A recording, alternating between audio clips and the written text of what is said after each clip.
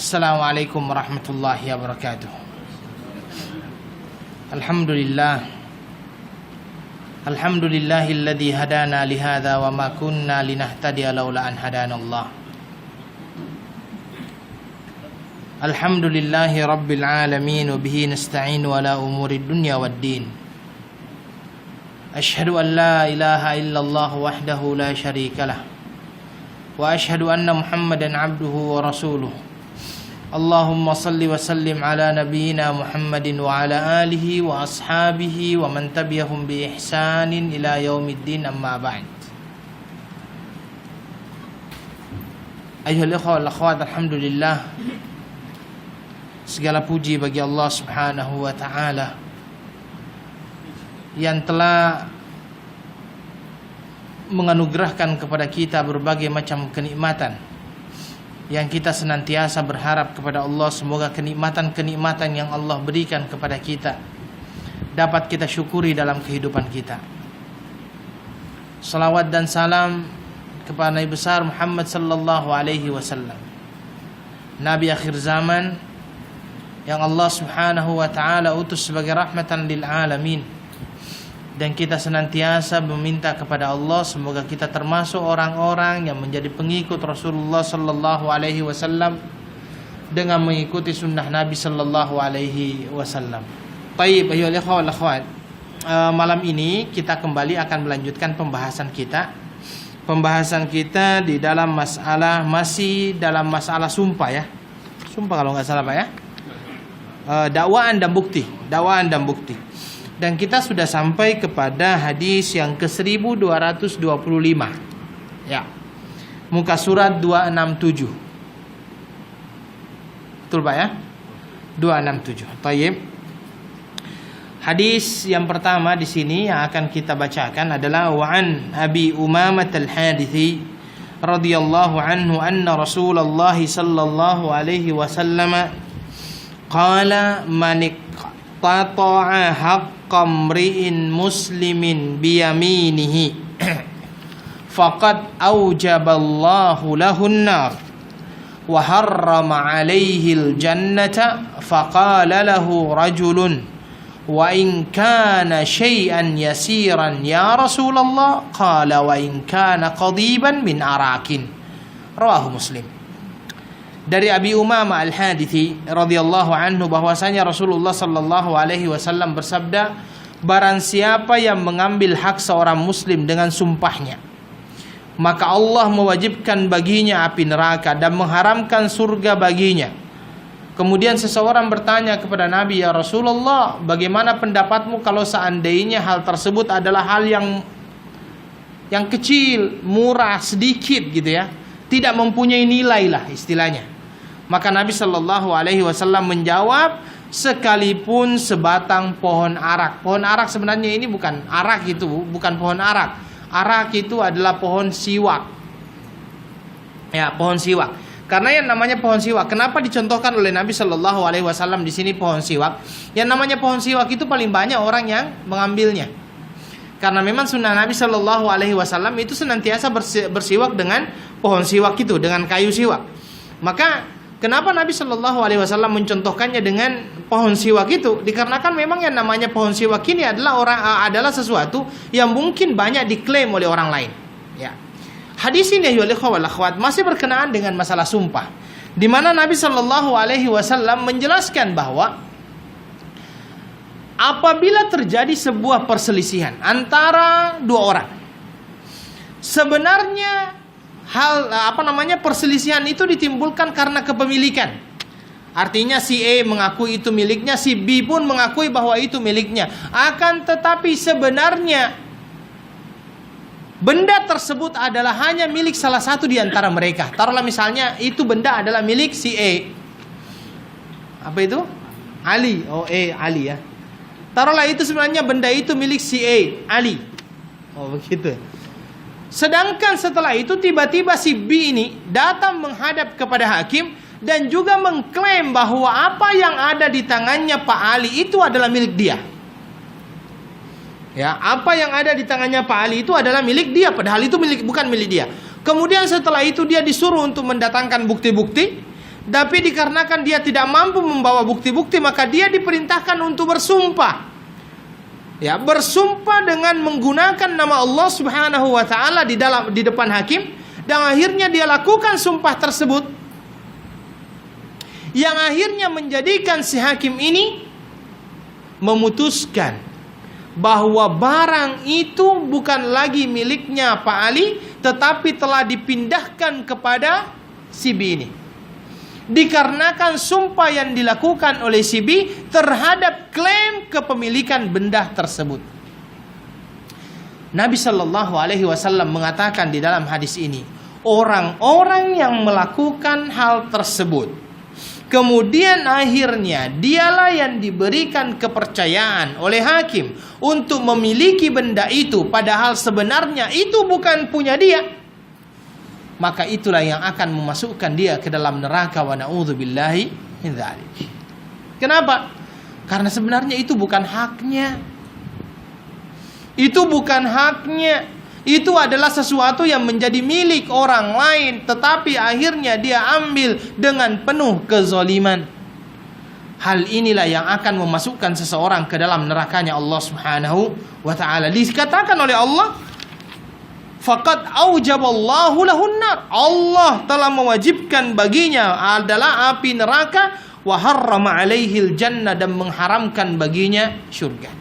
Kata-kata mengharamkan baginya surga itu bukan perkara yang mudah, ayyuhal ikhwah. Itu adalah sebuah perkara yang sangat berat. Maka dari sinilah akhirnya orang perlu berhati-hati. Ya, perlu berhati-hati dari mana dia mendapatkan makanan tersebut, dari mana dia mendapatkan benda tersebut. Karena terus terang, sesuatu benda haram yang kita konsumsi mempunyai dampak yang sangat negatif terhadap diri seseorang. Di dalam sebuah riwayat hadis, Nabi Shallallahu Alaihi Wasallam menjelaskan, ya, barang siapa yang menggosok tanah itu adalah mengambil tanah orang lain, atau dengan memindahkan misalnya patoknya, ya, memindahkan patok itu sempadan tanahnya misalnya, dia klaim tanah orang lain sebagai tanahnya, dia pindahkan sempadannya misalnya. Maka di dalam hadis dikatakan barang siapa yang melakukan itu, maka Allah Subhanahu wa taala akan timpakan kepada dia 7 lapis tanah yang telah dia ambil. Hadis ini lebih keras lagi karena Nabi Shallallahu Alaihi Wasallam langsung mengatakan wajib baginya masuk neraka dan diharamkan baginya surga. Hadis yang lain lebih dahsyat lagi, ayyuhal ikhwah. Kenapa? Nabi Shallallahu Alaihi Wasallam menjelaskan begini: barang ayyuma lahmin nabata min haramin, ya, ayyuma lahmin nabata min haramin, daging apa saja yang tumbuh dari benda-benda yang haram, maka lebih pantas baginya adalah neraka. Maka hal-hal ini ayyuhal ikhwah wal akhwat menjadikan sebenarnya kita harus tahu hakikat barang yang kita miliki. Adakah kita miliki itu betul-betul dari sumber yang halal atau sesuatu yang haram? Karena walau bagaimanapun segala sesuatu yang haram yang kita konsumsi, segala sesuatu yang haram yang masuk ke dalam tubuh kita, segala sesuatu yang haram yang kita ambil yang merupakan milik orang lain, itu akan berdampak negatif bagi diri seseorang, baik di dunia maupun di akhirat kelak. Baik di dunia maupun di akhirat kelak. Saya tadi pagi mungkin saya memberikan sedikit kultum di sini. Saya membawakan sebuah tema karena di dalam Al-Quran itu suratul Abasa, Allah Subhanahu wa taala menjelaskan begini, falyanzuril insan ila ta'amihi, hendaklah manusia itu melihat kepada makanannya. Artinya kalau kita melihat dalam hal tersebut, ayat tersebut, bukan tanpa sengaja Allah memasukkan kata-kata falyanzuril insan ila ta'amihi, hendaklah manusia itu melihat makanannya. Karena terus terang kebanyakan ataupun banyak daripada sifat manusia itu, ataupun bisa dikatakan tabiat manusia itu banyak dibentuk oleh makanan yang dia makan, dari makanan yang dia konsumsi, ya. Dan kalau seandainya dia masuk ke dalam tubuhnya sesuatu yang haram, maka sulit baginya untuk menerima yang namanya hidayah dari Allah Subhanahu wa ta'ala. Salah satu yang paling pasti itu adalah doa seseorang tidak akan pernah dikabulkan oleh Allah selama dia mengkonsumsi yang namanya yang haram. Selama dia memakai yang haram-haram, dia tidak akan pernah diterima doanya oleh Allah Subhanahu wa taala. Di dalam sebuah hadis Nabi sallallahu alaihi wasallam menjelaskan rubba asy'atha aghbar. Ya, rubba asy'atha aghbar yutilus safar yarfa'u yadayhi ila as-sama'i wa yaqul ya rabbi fa anna yustajabu lah famat'amuhu haramun wa mashrabuhu haramun wa malbasuhu haramun wa hudhiya bil haram. Rubba asy'atha aghbar. Berapa banyak orang-orang yang berdebu. Asy'ath itu pakaiannya compang-camping, aghbar, berdebu, yutilus safar, dia dalam perjalanan yang jauh. Sebenarnya 3 saja itu sudah menjadi sebuah indikator bahwasanya doa itu akan diterima. Pertama, dia adalah musafir. Di dalam hadis dikatakan doanya musafir itu adalah doa yang diterima oleh Allah Subhanahu wa taala. Dia datang dalam keadaan yang memerlukan, asy'ath, aghbar, berdebu, dia tidak mempunyai apa-apa. Sudah 3 indikator dia bisa diterima doanya oleh Allah Subhanahu wa taala. Yarfa'u yadayhi ila sama. Indikator yang keempat, dia angkat tangannya ke langit. Yamuddu yadayhi ila sama. Dia angkat tangannya ke langit, kemudian dia berkata, ya Rabbi, ya Rabbi, ya Allah, ya Allah. Tetapi apa kata Nabi sallallahu alaihi wasallam? Fa anna yustajabulah.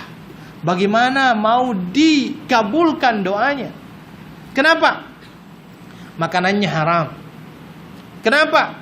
Minumannya haram. Kenapa? Pakaiannya haram. Wa ghudhiya bil haram, dan dia diberikan makan dari sesuatu yang haram. Makanya saya katakan, kesan terhadap makanan haram, kesan terhadap sesuatu yang haram yang kita konsumsi di dalam tubuh kita mempunyai kesan yang negatif baik di dunia maupun di akhirat kelak. Saya mungkin sampaikan tadi pagi, tetapi saya tidak apa-apa, saya sampaikan kedua kalinya di sini. Ada sebuah penelitian, Pak. Penelitian ini meneliti kenapa anak-anak sekarang lebih cepat yang namanya haid. Ya, kan anak-anak wanita sekarang kan lebih cepat haid kan. Kemudian anak laki-laki lebih cepat balik. Ya, berbeda dengan orang-orang terdahulu. Ternyata penelitian itu mengatakan bahwasanya hal itu disebabkan dikarenakan konsumsi makanan orang-orang sekarang. Bagaimana konsumsinya? Antum bisa bayangkan ya, dulu orang untuk makan ayam, dia harus pelihara ayam itu, dan paling cepat pun adalah 4 bulan untuk bisa potong ayam. Dan itu pun akhirnya ayam itu kan kecil. Kalau 4 bulan itu masih kecil itu ayam. 5 bulan itu masih kecil ayam. Sekarang ayam 30 hari sudah besar. 30 hari sudah besar. Karena dia berbagai macam zat kimia masuk ke dalam tubuh tersebut. Kemudian setelah itu akhirnya dipotong ayam itu, kemudian dikonsumsi. Dan jarang sekali sekarang ada orang yang mengkonsumsi selain ayam potong. Semuanya kan yang dikonsumsi adalah ayam potong. Tidak ada lagi orang yang mencari ayam kampung. Pertama, mungkin susah untuk dapatnya. Yang kedua, peternaknya pun malas. Bagaimana malas? Ini 30 hari sudah besar, ini harus menunggu 1 tahun untuk bisa sebesar yang 3 bulan itu, yang 1 bulan itu. Ya. Akhirnya dikonsumsi. Konsumsi yang begitu banyak itu menjadikan akhirnya tubuh juga instan. Lama kelamaan akhirnya tubuh yang banyak mengkonsumsi hal-hal tersebut, dia juga cepat membesar. Dikarenakan cepat membesar, dia cepat balik.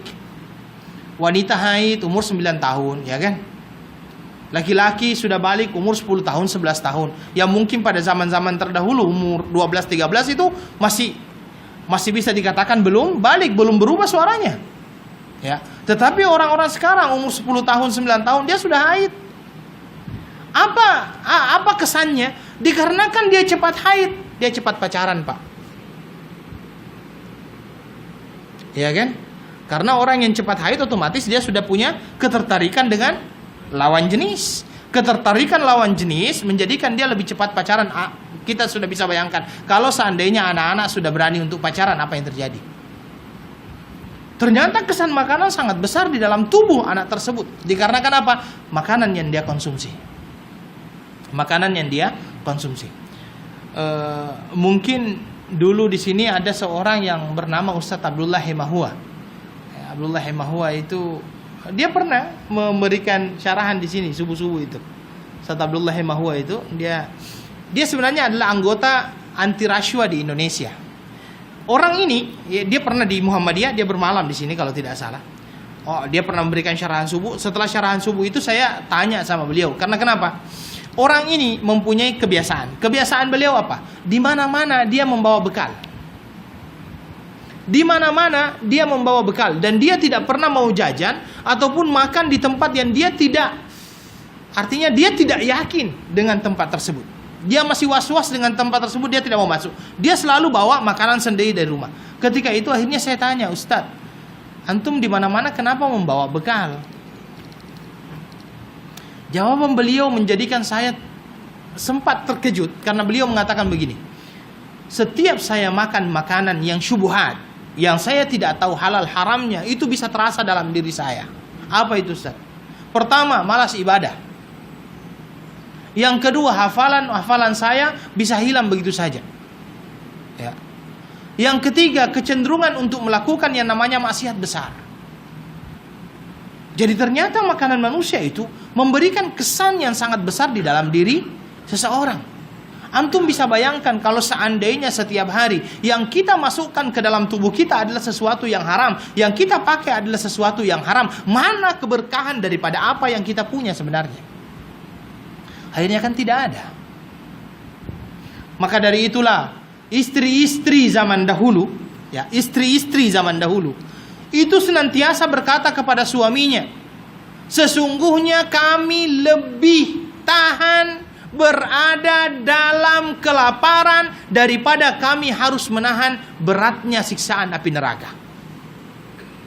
Sesungguhnya kami lebih tahan merasakan yang namanya kelaparan daripada harus menahan beratnya siksaan api neraka. Jangan engkau masukkan ke dalam rumah kami kecuali yang halal. Itu kata istri-istri zaman dahulu. Mudah-mudahan istri-istri sekarang pun demikian. Maka ada sebuah penelitian, saya kira pernah saya ungkapkan, ada sebuah penelitian peranan istri dalam mencegah rashwa suaminya. Bagaimana? Istri sebenarnya yang boleh mengatur, ataupun istri sebenarnya yang boleh mempunyai peranan untuk mencegah suaminya untuk tidak rashwa. Bagaimana caranya? Istri itu harus bertanya dari mana suaminya dapat uang. Misalnya saja yang dia tahu dari suaminya itu, dia punya gaji hanya 3.500 per bulan, tetapi tiba-tiba dia kasih kepada dia 4.000. Sang istri tidak boleh langsung terima, dia harus tanya, Bang, ini yang tertulis di payslip abang ini hanya 3.500, ini 4.000 ini dari mana 500-nya?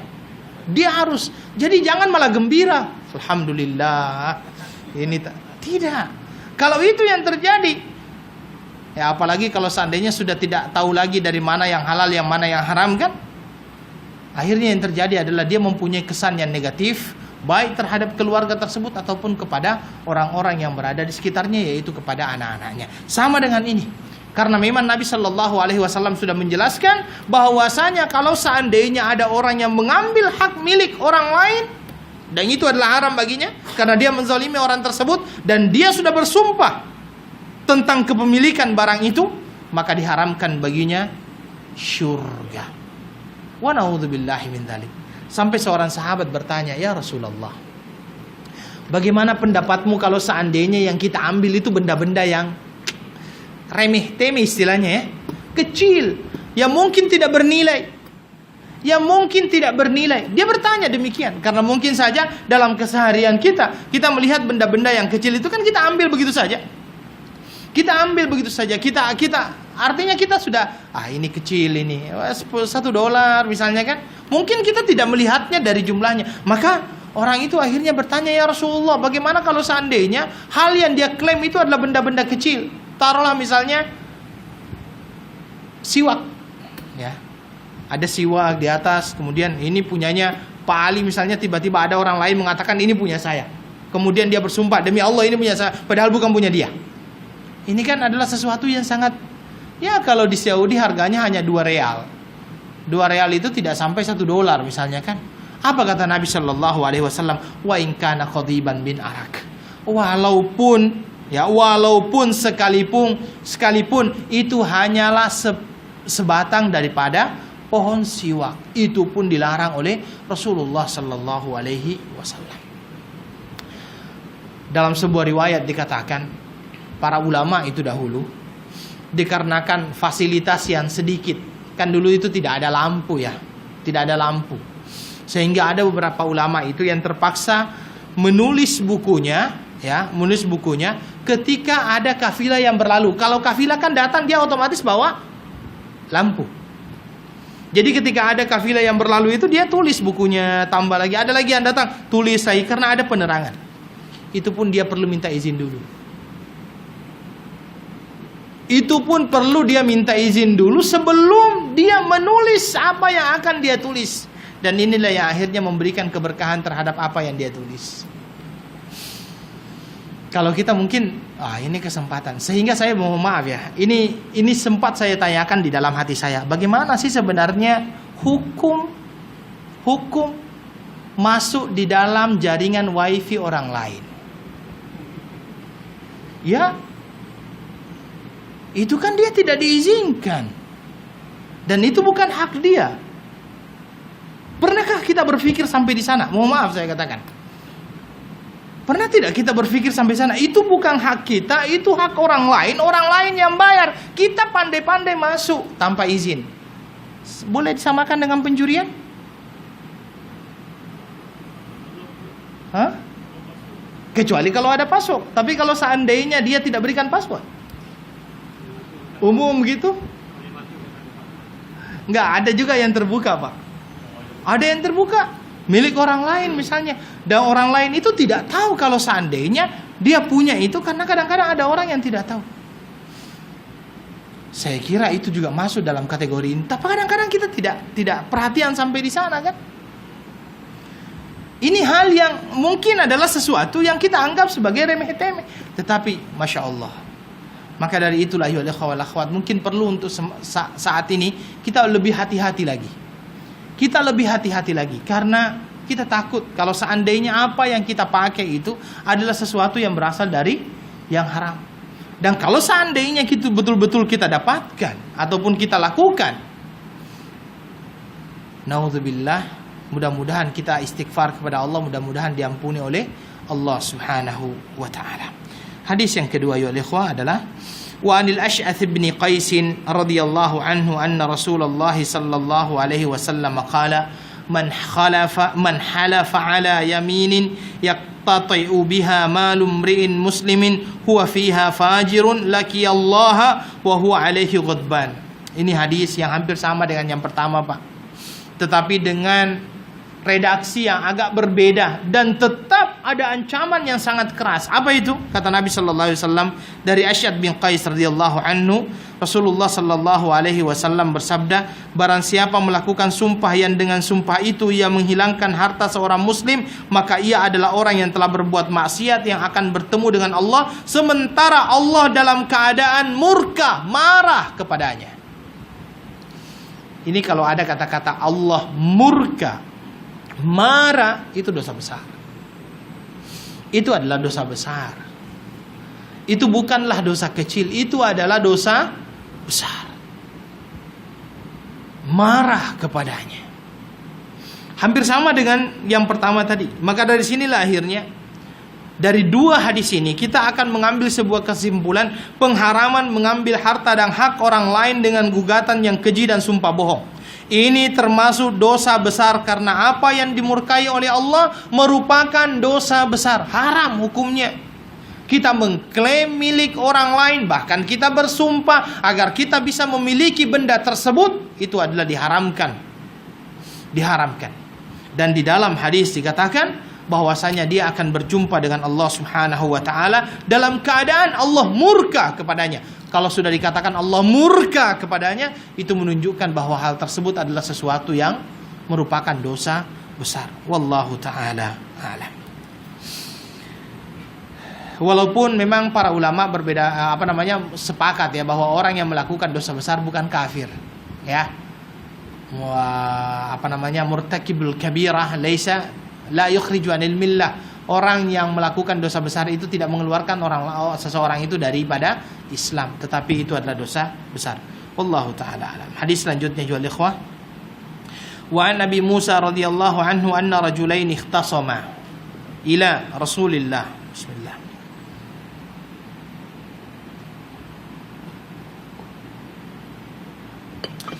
Wa an Nabi Musa radhiyallahu anhu anna rajulain ikhtasama ila an-nabiy sallallahu alaihi wasallam fi dabbatin laysa liwahidin minhuma bayyinatun faqada biha bainahuma nisfain. Rawahu Ahmad wa Abu Daud wa An-Nasai wa hadha lafdhuh wa qala isnaduhu jayyid. Dari Abi Musa radhiyallahu an, dua orang lelaki memperebutkan seekor binatang dan salah seorang dari mereka berdua tidak memiliki bukti. Terjemahan ini, mohon maaf ya, terjemahan ini saya koreksi ya. Jadi di sini dikatakan dan salah seorang dari mereka berdua tidak memiliki bukti, ya kan? Berarti salah satunya punya bukti, yang satunya lagi tidak mempunyai bukti. Tetapi bahasanya di atas adalah laisa liwahidin minhuma bayyina, artinya tidak ada satu orang pun yang memiliki bukti. Jadi kedua-duanya itu tidak memiliki bukti. Mohon maaf, saya koreksi terjemahan yang ada di buku ini ya. Kalau di buku ini dibahasakan salah seorang dari mereka berdua tidak memiliki bukti. Tetapi yang saya pahami daripada hadis itu adalah ya, tidak ada satu orang pun ya, tidak ada satu orang pun dari mereka berdua yang memiliki bukti. Ya, itu tolong dikoreksi bukunya itu ya. Tolong dikoreksi bukunya.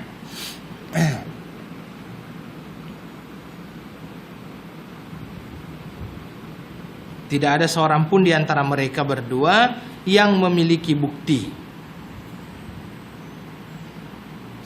Maka Rasulullah sallallahu alaihi wasallam memutuskan untuk membagi dua di antara mereka. Ayo ikhwah wal akhwat. Perselisihan yang terjadi terhadap satu barang itu tidak lepas dari beberapa keadaan. Yang pertama adalah barang itu tidak berada pada salah satu dari kedua orang yang saling menggugat. Ya, artinya ada satu barang, ya, barang itu misalnya ditemukan oleh pihak ketiga. Ada satu barang itu ditemukan oleh pihak ketiga. Ketika ditemukan oleh pihak ketiga umumkan karena dia masuk dalam kategori luqatah. Dia umumkan, ayo siapa yang mempunyai barang ini. Kemudian tiba-tiba ada dua orang yang merasa memiliki barang itu. Yang si A mengatakan saya yang punya, si B juga mengatakan saya yang punya. Tetapi ketika ditanya apa bukti bahwa dia yang punya, tidak ada yang bisa membuktikan. Tidak ada yang bisa membuktikan. Dikarenakan tidak ada yang bisa membuktikan, kedua-duanya minta bersumpah dan kedua-duanya bersumpah. Maka Nabi Shallallahu Alaihi Wasallam memutuskan bahwa barang tersebut harus dibagi dua. Saya kira pernah juga ya yang hal tersebut ini terjadi di zamannya Nabi Sulaiman. Wallahu alam, apakah cerita itu warid atau tidak di zaman Nabi? Ya, zaman Nabi Sulaiman kalau tidak salah. Daud dengan Nabi Sulaiman. Waktu itu Nabi Daud yang menjadi bapaknya Nabi Sulaiman ya, menjadi raja. Kemudian ada dua orang ibu itu yang datang kepada mereka berdua mempermasalahkan anaknya, ya kan? Jadi kalau tidak salah ceritanya, kedua orang ibu itu sebenarnya bertetangga. Kemudian kedua-duanya baru melahirkan anak. Salah seorang daripada ibu tersebut menitipkan anaknya kepada ibu yang lain. Kemudian akhirnya ada seekor serigala ataupun memakan salah satu daripada kedua anak tersebut. Salah seorang ibu itu yang melihat bahwa anaknya lah yang dimakan oleh serigala mengambil anak itu dan dia mengaku bahwa itu adalah anaknya. Sehingga akhirnya di hadapan Nabi Daud awalnya memutuskan bahwa anak itu adalah milik ibu yang menggendongnya, ya. Ibu yang menggendongnya, apalagi waktu itu dibuktikan dengan adanya selimut bayi ataupun pembungkus bayi yang merupakan milik daripada ibu tersebut. Tetapi akhirnya Nabi Sulaiman berkata, "Wahai ayah, izinkan saya untuk memutuskan perkara ini." Akhirnya dia mengambil anak tersebut. Kemudian akhirnya Sulaiman berkata, "Kalau seandainya kalian berdua mengakui anak ini, maka anak ini akan saya potong setengah untuk Ibu yang pertama setengah dengan untuk ibu yang kedua. Tiba-tiba ibu asli daripada anak itu langsung berkata, jangan, biarkan dia yang ambil, yang penting kamu jangan potong dua. Akhirnya Sulaiman berkata, anak ini milik ibu itu yang meminta untuk tidak dipotong. Kenapa? Karena kasih sayang seorang ibu tidak akan pernah rela melihat anaknya dianiaya. Nah, itu yang dalam hadis dalam riwayat tersebut. Tetapi yang kita bisa ambil di situ mau dibagi dua ya. Sama, bahwasanya di dalam perkara tersebut apabila kedua orang tersebut semuanya mengklaim, tetapi semuanya tidak memiliki bukti sehingga mereka semuanya disuruh untuk bersumpah, ya. Ini bersumpah dan kedua-duanya bersumpah, maka Nabi Shallallahu Alaihi Wasallam memutuskan untuk dibagi. Ya alhamdulillah kalau seandainya sesuatu itu bisa dibagi. Yang masalahnya kalau tidak bisa dibagi nih. Kalau tidak bisa dibagi ini ya masalah. Yang kedua adalah barang tersebut ada di salah satu daripada dua orang yang berselisih. Kalau tadi kan ada pihak ketiganya kan yang menemukan, ini salah satunya pegang barang tersebut.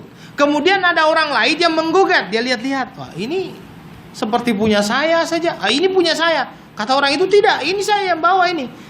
Akhirnya terjadi perselisihan di antara keduanya. Maka ya di sini akhirnya ulama berbeda pendapat ya. Akhirnya ulama di sini berbeda pendapat ya. Pendapat Imam Ahmad itu mengatakan bahwasanya penggugat lebih didahulukan daripada yang tergugat. Tahu ya penggugat ya? Pendakwa lebih didahulukan daripada yang didakwa. Maka Imam Ahmad mengatakan kalau seandainya ya ada orang yang memegang barang, kemudian ada orang lain yang mendakwa barang tersebut dia yang miliki, maka menurut Imam Ahmad ya pendakwa lebih didahulukan daripada yang didakwa. Pendakwa lebih didahulukan daripada yang mendakwa. Penggugat lebih didahulukan daripada yang digugat. Artinya barang tersebut akan diberikan kepada si penggugat. Ya, menurut Imam Ahmad tidak mungkin si penggugat tersebut akan menggugat kalau seandainya dia tidak memiliki bukti-bukti yang konkret. Tiga imam, ya, termasuk diantaranya Imam Syafi'i, Imam Malik, dan Imam Abu Hanifah mengatakan selama barang tersebut ada kepada si tergugat, ya, maka si tergugat akan lebih didahulukan daripada si penggugat kalau kedua-duanya berani bersumpah.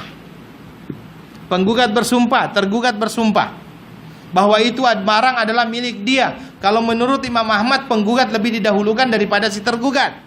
Tetapi menurut tiga imam yang lainnya, si tergugat lebih didahulukan daripada penggugat. Apalagi barang tersebut adanya di tangan si tergugat, ya kan? Si yang didakwa itu, yang didakwa barang itu ada sama dia. Jadi besar kemungkinan memang itu adalah barang dia. Sedangkan klaim orang ini adalah klaim yang datang belakangan. Maka menurut tiga imam yang berhak untuk diberikan itu adalah selama mereka keduanya tidak mempunyai bukti dan kedua-duanya ini bersumpah, maka kita lebih dahulukan yang tergugat daripada si penggugat. Kalau Imam Ahmad dahulukan penggugat daripada si tergugat, ya. Tetapi walau bagaimanapun, bahwasanya kedua-dua orang ini harus menyadari juga bahwa apapun hasilnya nanti, kalau seandainya ternyata dia mengambil harta dan hak orang lain dan masuk ke dalam pemilikannya, maka itu akan menjadikan dia akhirnya akan dimurkai oleh Allah Subhanahu wa ta'ala. Ini ada hadis yang selanjutnya yang tidak kalah beratnya sebenarnya. Hadis yang 1228, apa kata Jabir? Wa an Jabir radhiyallahu an anna Rasulullah sallallahu alaihi wasallam man halafa ala mimbari hadza bi yaminin athima tabawwa'a maq'adahu minan nar. Barang siapa yang bersumpah di atas mimbarku ini dengan sumpah yang mengandungi dosa, maka ia akan menempati tempat duduknya di neraka. Wa na'udzubillahi min dzalik. Sumpah yang mengandungi dosa di sini adalah sumpah palsu, Pak. Sumpah palsu yang kami maksudkan adalah seseorang yang bersumpah dengan keinginan untuk memiliki hak orang lain untuk menjadi haknya. Ya. Seseorang yang bersumpah di depan hakim, dia mengklaim barang yang bukan miliknya agar barang tersebut menjadi milik dia, akhirnya itu adalah dinamakan dengan sumpah palsu. Orang-orang yang bersumpah palsu sehingga mengalihkan ataupun merubah keputusan hakim yang seharusnya barang itu diberikan kepada pemiliknya yang asli, tetapi dikarenakan sumpah orang yang mengklaimnya padahal dia bukan pemilik aslinya, dan akhirnya hakim memutuskan untuk memberikan barang tersebut kepada orang yang menggugatnya padahal dia bukan pemiliknya yang asli, maka itu dinamakan dengan sumpah palsu. Dan orang-orang yang melakukan itu, kata Nabi sallallahu alaihi wasallam, dia telah mengambil tempat duduknya di neraka.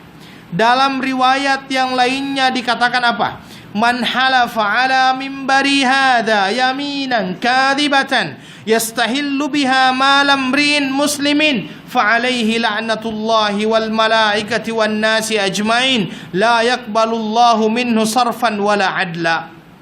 Artinya apa? Barang siapa yang bersumpah di mimbarku ini dengan sumpah dusta, yang mana sumpah tersebut menghalalkan harta seorang muslim yang lain, maka ia akan mendapatkan laknat. Laknat dari mana? Allah, malaikat, dan seluruh manusia. Allah tidak akan menerima perbuatannya dan keadilannya karena apa yang dia lakukan. Ayo al-ikhwah, inilah akhirnya ayo al-ikhwah yang menjadi sebuah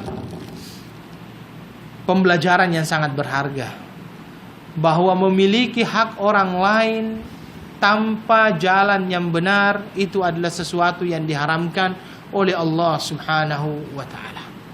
Harus berhati-hati. Hak orang lain itu adalah sesuatu yang sangat berat. Itulah Nabi dalam riwayatnya ketika di akhir hidupnya itu meminta agar orang-orang yang merasa mempunyai tanggungan dari Rasulullah sallallahu alaihi wasallam untuk berbicara. Kan di dalam riwayat begitu Pak ya. Di akhir hayatnya Nabi sallallahu alaihi wasallam, dia berdiri di hadapan sahabat-sahabatnya, kemudian dia berkata, kalau seandainya ada di antara kalian yang pernah saya ambil hartanya, bicaralah dengan saya. Kalau seandainya dari kalian ada yang pernah saya zalimi, bilang sama saya. Kalau seandainya ada orang yang pernah saya pukul, katakan sama saya. Itu Nabi sampaikan di hadapan sahabat-sahabatnya. Nabi sallallahu alaihi wasallam ingin menuntaskan segala macam hak antara manusia dengan manusia di dunia sebelum akhirnya ditanya oleh Allah Subhanahu wa taala di hari kiamat. Karena sebenarnya berat sekali konsekuensinya, Pak. Berat sekali resiko yang Allah Subhanahu wa taala jelaskan di dalam hadis Nabi sallallahu alaihi wasallam bagi orang yang menzalimi harta orang lain. Berat sekali. Itulah yang masuk dalam kategori orang-orang muflis, orang-orang yang bankrupt, yang datang pada hari kiamat dengan pahala yang banyak, puasanya bagus, sholatnya banyak, zakatnya oke, akan tetapi di hadapan manusia-manusia lainnya dia dimintai pertanggungjawaban. Di antara mereka ada yang mengatakan, saya diambil harta saya ya Allah. Di antara mereka ada yang mengatakan, saya dipukul oleh dia ya Allah. Pahala yang dia punya ini dibagi-bagikan kepada orang-orang yang pernah dia zalimi. Sampai akhirnya amalan pahalanya itu habis, dibagi-bagikan kepada orang yang dia zalimi di dunia. Dan akhirnya yang tersisa adalah dosa orang tersebut diberikan kepada dia. Yang awalnya dia masuk ke dalam surga, akhirnya masuk ke dalam neraka. Dikarenakan apa yang dia lakukan selama dia di muka bumi ini antara satu manusia dengan manusia yang lain. Harus hati-hati. Makanya bertaubat itu, taubat itu kan akhirnya ada dua macam, Pak. Ada bertaubat kepada Allah, ada taubat dikarenakan dosa yang dilakukan antara manusia dengan manusia yang lain. Kalau taubat kepada Allah syaratnya hanya 3, Pak. Syaratnya hanya 3 atau 4. Syaratnya 3 atau 4 itu yang pertama adalah menghentikan dosa yang dia lakukan pada saat itu, kemudian dia menyesal terhadap apa yang dia lakukan, berjanji dan bertekad di dalam hatinya untuk tidak mengulanginya pada masa yang akan datang. Ditambah yang keempat, dia bertaubat sebelum pintu taubat ditutup. Tetapi dosa yang berkenaan dengan manusia adalah mengembalikan hak manusia tersebut kalau seandainya dia ambil dalam bentuk harta. Ya? Apa? Oh, di hari lebaran, maaf-maafan. Tidak. Dia memang harus minta maaf kepada orang tersebut, dan dia jelaskan kenapa dia minta maaf. Ya. Karena kenapa? Manusia adalah makhluk sosial dan tidak mungkin kita tidak mempunyai musuh ataupun tidak mempunyai perselisihan antara satu manusia dengan manusia yang lainnya. Selama itu masih ada, selama itu mungkin saja dosa kita belum diampuni oleh Allah kalau seandainya dia berhubungan antara satu manusia dengan manusia yang lain. Ini yang penting untuk kita perhatikan. Karena sumpah untuk menguasai akhirnya harta orang lain itu sangat berat dosanya di sisi Allah Subhanahu wa taala. Ayo ikhwah wal akhwat, selanjutnya adalah hadis 1229. Ini berat juga, masih masalah sumpah juga. Wa an Abi Hurairah radhiyallahu anhu qala Rasulullah sallallahu alaihi wasallam thalathun. Ada 3 golongan. Jadi dari Abi Hurairah radhiyallahu anhu itu bahwasanya Rasulullah sallallahu alaihi wasallam bersabda thalathun. Thalathun itu artinya ada 3 golongan. 3 golongan ini bagaimana? La yukallimuhumullahu yaumal qiyamah. Allah tidak akan mengajak dia berbicara pada hari kiamat. Wah, ini sudah sangat teruk kalau seandainya Allah Subhanahu wa taala tidak mengajak dia berbicara pada hari kiamat, padahal hari kiamat itu manusia akan mempertanggungjawabkan segala apa yang telah dia lakukan di muka bumi. Tiba-tiba dia didiamkan oleh Allah Subhanahu wa taala. Ya, dia didiamkan oleh Allah Subhanahu wa taala sebagai bentuk Allah marah kepada orang itu. Thalathun la yukallimuhumullahu yaumal qiyamah. Yang kedua, wala yanzuru ilaihim. Allah tidak melihat, menengok kepada mereka sedikit pun. Ini di hari kiamat, Pak. Ya. Di mana kita sangat memerlukan bantuan dari Allah Subhanahu wa taala, tiba-tiba Allah tidak mau mengajak kita berbicara, Allah tidak mau menengok kita sedikit pun. Artinya tidak melihat sedikit pun. Wala yuzakkihim. Ya. Dan Allah tidak mensucikan mereka. Para ulama menjelaskan kata-kata mensucikan itu artinya tidak menerima taubat mereka. Karena kalau orang-orang yang disucikan itu adalah orang-orang yang diterima taubatnya oleh Allah Subhanahu wa taala, diampuni kesalahan-kesalahannya oleh Allah Subhanahu wa taala. Ini orang 3 golongan ini adalah orang yang juga tidak dilihat, tidak ditengok, tidak diampuni dosa-dosanya oleh Allah Subhanahu wa taala. Walahum adzabun alim, dan bagi mereka azab yang sangat pedih. Jadi ada 4 di sini. Ada 4 ancaman Allah. Yang pertama adalah apa? La yukallimuhumullah. Allah tidak berbicara pada mereka pada hari kiamat. Wala yanzuru ilaihim. Allah tidak melihat mereka pada hari kiamat. Wala yuzakkihim. Allah tidak mensucikan mereka atau tidak menerima taubat dari mereka. Dan yang keempat, walahum adzabun alim, dan bagi mereka azab yang sangat pedih. Apa itu? Ketiga orang tersebut. Yang pertama, rajulun ala fadli ma'in bil falat yamnauhu min ibnis sabil. Yang pertama adalah orang yang mempunyai kecukupan air, kelebihan air, akan tetapi dia tidak mau membagikannya kepada ibnus sabil. Ibnus sabil itu adalah musafir ataupun orang-orang yang melakukan perjalanan. Itu yang pertama. Kalau kita maksudkan hadis ini sebenarnya begini, kalau lebih kita pahaminya, orang-orang yang mempunyai kelebihan, tetapi dengan kelebihan tersebut dia tidak mau berbagi kepada orang-orang yang memerlukan. Tetapi di dalam hadis ini diberikan kiasan oleh Nabi Sallallahu Alaihi Wasallam, orang yang mempunyai air di sebuah tempat, tetapi dia tidak mau berikan kepada ibnus sabil, orang-orang yang memerlukan air tersebut. Karena musafir biasanya adalah orang-orang yang mana? Orang-orang yang memerlukan air. Karena di zaman dahulu perjalanannya itu bukan seperti sekarang. Perjalanannya di zaman dahulu melalui padang pasir yang sangat panas, kemudian memakai yang namanya onta ataupun kendaraan-kendaraan yang mungkin saja lambat selama dalam perjalanan. Dan dia adalah orang-orang yang memerlukan air. Ada orang yang mempunyai air, kelebihan air, tapi dia tidak mau bagi kepada musafir-musafir yang lalu itu. Atau bahasa lainnya adalah orang-orang yang mempunyai kecukupan, tetapi dengan kecukupannya dia tidak mau berbagi kepada orang lain. Apa kata Nabi? Ini yang dikatakan. Yang pertama, orang yang mempunyai kecukupan tapi dia tidak mau berbagi. Artinya orang itu bakhil. Orang itu adalah orang bakhil, punya kecukupan harta, tapi Masya Allah berbaginya susah sekali. Itu yang pertama. Yang kedua, nah inilah yang kedua ini. Wa rajulun baya rajulan bi sil'atin ba'da al-'asr fahalafa lahu billah la akhadhaha bikadza wa kadza fasaddaqahu ala ghairi dzalik. Ini paling banyak terjadi, Pak. Pedagang yang senantiasa bersumpah ketika ada pembeli dan dia bersumpah, demi Allah saya ambil ini harganya sekian, padahal itu tidak benar. Itu juga adalah orang yang akan dilaknat oleh Allah Subhanahu wa taala. Ini kan pedagang paling banyak, Pak, dan paling pandai berbicara. Demi Allah ini modal saya $5 ini. Demi Allah saya tidak bohong. Padahal mungkin modalnya adalah 4. Mungkin modalnya adalah 3. Dan dia sudah bersumpah untuk bisa meyakinkan si pembeli tersebut. Ketika pembeli itu akhirnya membeli dari dia dengan sumpah yang dia utarakan, inilah yang akan mendapatkan ancaman dari Allah Subhanahu wa taala. Memang susah. Karena pedagang itu walaupun dikatakan perdagangan itu ada 99, Pak ya. 99 rezeki itu adanya di dalam perniagaan, akan tetapi banyak juga perniaga yang akhirnya masuknya neraka.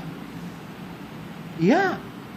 Kan jelas sekali itu wailul lil mutaffifin alladzina idza qalu 'alan nasi yastawfun wa idza kaluhum aw wazanuhum yukhsirun. Ya. Celakalah bagi orang-orang yang menimbang, yang apabila dia yang menimbang untuk dirinya cukup-cukup, tetapi apabila dia menimbang untuk orang lain, dia rugi. Dia rugikan. Oh, kalau dia yang beli, barang itu harus cukup. Tidak boleh kurang. Kalau lebih boleh. Kalau dia. Pas dia yang menjual, kalau boleh kurang, jangan lebih. Ini yang terjadi. Dan bahkan kadang-kadang ada orang yang harus merubah yang namanya takaran demi untuk mendapatkan yang namanya keuntungan lebih, ataupun mungkin saja dia mencampurkan antara satu barang yang lain dengan barang yang lain. Kalau di Indonesia itu ada namanya beras dengan beras plastik. Ya, wallahu a'lam, Pak ya, beras dengan beras plastik. Saya sebenarnya beras plastik ini antara percaya dan tidak percaya sebenarnya, Pak. Kalau beras plastik, kenapa? Yang namanya plastik itu kan kalau dimasak apa tidak timbul kan? Wallahu alam ya, wallahu alam. Tetapi ya, sebagai contohnya misalnya dia mencampur antara beras asli dengan beras plastik ataupun yang tidak asli. Kemudian dikatakan ini adalah beras asli. Beras mati. Ataupun dia mencampur sesuatu dengan grade yang bagus dengan grade yang rendah. Kemudian disamakan jadi satu. Kemudian dia bersumpah atas nama Allah Subhanahu wa taala untuk meyakinkan pembelinya, padahal apa yang dia sumpahkan, apa yang dia ucapkan di dalam sumpahnya adalah sesuatu yang tidak benar. Sebenarnya kita mengelus dada dan sedih melihat, karena memang kalau kita masuk pasar ya kebanyakan begitu akhirnya kita lihat. Saya kadang-kadang, Pak, ketika mendengar ataupun melihat pedagang-pedagang seperti itu, saya teringat dengan kata-katanya Umar. Umar itu ketika dia menjadi khalifah, dia sampai memberikan sebuah persyaratan. La yabi' fi suqina illa man tafaqqaha fi dinina. Itu kata-katanya Umar itu. Dia memberikan sebuah kaidah. Dia memberikan sebuah aturan. Aturannya apa? Tidak boleh menjual di pasar kami kalau seandainya orang itu tidak memahami fikih kami, agama kami. Itu adalah peraturan yang dibuat oleh Umar ketika dia menjadi khalifah. Sehingga pasar itu banyak ulama di dalamnya yang tahu tentang hukum. Kalau dia tahu tentang hukum, tidak mungkin dia mau berbuat curang. Itu adalah peraturan yang dibuat oleh Umar. Coba kalau seandainya sekarang orang-orang yang jujur ini menjadi pedagang semuanya, apa tidak indah itu Islam? Yang menjadi masalah adalah yang menjual itu adalah orang-orang yang tidak jujur. Bersumpah, insya Allah saudara Ali pasti insya Allah jujur. Makanya kalau beli sama saudara Ali mungkin ya. Dia penjual juga. Artinya disinilah akhirnya seorang pedagang yang jujur, ya, seorang pedagang yang jujur itulah yang diharapkan oleh Islam. Ya, adapun sumpah-sumpah yang diucapkan untuk bisa mengalihkan ataupun menarik pembeli-pembeli, ternyata sumpah itu adalah sumpah-sumpah yang tidak benar, itulah yang akan mendapatkan sebuah ancaman dari Allah Subhanahu wa taala. 4 ancamannya di situ. Allah tidak bicara kepada mereka, tidak lihat kepada mereka, tidak mensucikan mereka. Bagi mereka adalah azab yang pedih. Wa na'udzubillahi min dzalik. Susah memang. Dan yang terakhir adalah wa rajulun baya'a imaman la yubayi'uhu illa lid-dunya fa in a'tahu minha wafa wa illam yu'tihi minha lam yafi. Seseorang yang membaiat imam, seseorang yang memilih pemimpin, tetapi dia pilih bukan dikarenakan agamanya, tetapi dia memilihnya dikarenakan unsur-unsur keduniaan. Kalau seandainya dia diberikan dari dunia itu, maka ia akan memenuhinya. Akan tetapi kalau seandainya dia tidak diberi, dia tidak memenuhinya. Memilih pemimpin harus berdasarkan apa? Agama. Bukan berdasarkan keuntungan duniawi semata. Orang-orang yang memilih pemimpinnya hanya berdasarkan keuntungan duniawi semata, itu masuk dalam kategori ini. Jadi mungkin kita memilih itu, orang ini misalnya, oh ini insya Allah bisa memimpin negeri ini, bisa menenteramkan ataupun memberikan rasa aman untuk negeri ini, silahkan pilih orang-orang seperti itu. Ya, bukan orang-orang yang apabila dijanjikan, sudahlah pilih saya saja, nanti saya angkat kamu jadi menteri misalnya. Akhirnya dia memilihnya karena dia ingin diangkat menjadi menteri.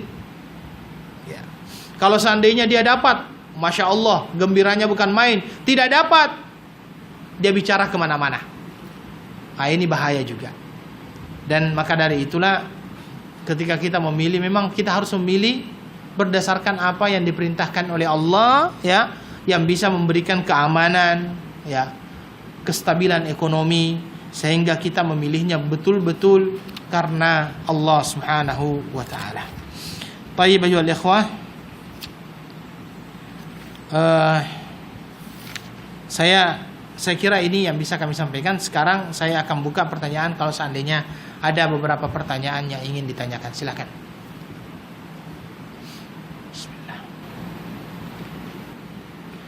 Taib, kalau memang tidak ada pertanyaan, saya hanya mau sampaikan bahwasanya sekarang kita memasuki bulan Sya'ban, ya. Itu artinya sebentar lagi kita akan memasuki yang namanya bulan Ramadan. Ya, bulan Ramadan. Ya, sebentar lagi nisfu Sya'ban lah ya. Sebentar lagi nisfu Sya'ban. Saya hanya mau menyampaikan hadis dari Aisyah radhiyallahu anha bahwasanya Nabi itu paling banyak berpuasa pada bulan Sya'ban sebagai persiapan untuk memasuki bulan Ramadan. Maka dari itulah kami mengajak, kalau seandainya memang ada kesempatan untuk melaksanakan yang namanya puasa, mari kita laksanakan puasa. Mudah-mudahan Allah Subhanahu wa taala memberikan ganjaran dari apa yang kita lakukan. Yang kedua, puasa yang kita lakukan di bulan Sya'ban, di awal-awal bulan Sya'ban itu adalah merupakan sebagai bentuk persiapan mental sebelum memasuki yang namanya bulan Ramadan. Sehingga orang-orang yang memasuki bulan Ramadan dengan persiapan sejak bulan Sya'ban, itu dia akan terbiasa. Orang yang terbiasa, insya Allah dia dengan mudah bisa melakukan hal tersebut. Karena orang mengatakan ala bisa karena biasa. Kalau orang di sini mengatakannya tegal bisa karena biasa. Sehingga orang yang sudah terbiasa berpuasa, bayangkan kalau seandainya 11 bulan kita tidak pernah berpuasa, tiba-tiba kita harus menahan di bulan suci Ramadan selama 1 bulan lamanya. Di awal-awal itu berat sekali. Tetapi kalau seandainya di awal-awal Sya'ban kita sudah membiasakan diri untuk berpuasa, insya Allah Allah Subhanahu wa taala akan senantiasa memudahkan kita. Dan itulah yang dicontohkan oleh Rasulullah sallallahu alaihi wasallam. Aisyah mengatakan, saya tidak pernah melihat Nabi sallallahu alaihi wasallam berpuasa lebih banyak dalam 1 bulan kecuali di bulan Sya'ban. Artinya memang Nabi sallallahu alaihi wasallam banyak melaksanakan puasa di bulan Sya'ban. Wallahu taala alam. Saya kira ini yang bisa kami sampaikan. Mohon maaf kalau seandainya ada salah kata. Kita akhiri dengan doa kafaratul majlis. Subhanakallahumma bihamdika asyhadu an la ilaha illa anta astaghfiruka wa atubu ilaik. Wassalamualaikum warahmatullahi wabarakatuh.